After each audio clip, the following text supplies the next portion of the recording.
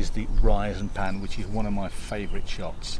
So what this is, it starts with the camera angle at about minus 10, minus 15, but it's at a lower level. So let's say we're starting at 20 meters and it's at minus 10 and minus 15 around this area, and then what we're doing is we're rising, say about 40 or 50 meters, and as we're rising we're turning 180 degrees.